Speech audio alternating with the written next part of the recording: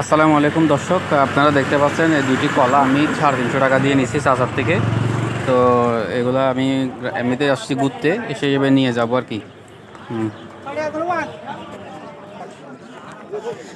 এই কলার বাদ দুইটা আমি নিছি, বাড়িতে নিয়ে যাব। এমনিতেই আমরা তো কলা কিনে অনেক খাই, তো এখানে দেখি আপনারা বলেন এই দুইটি নিছি 350 টাকা দিয়ে।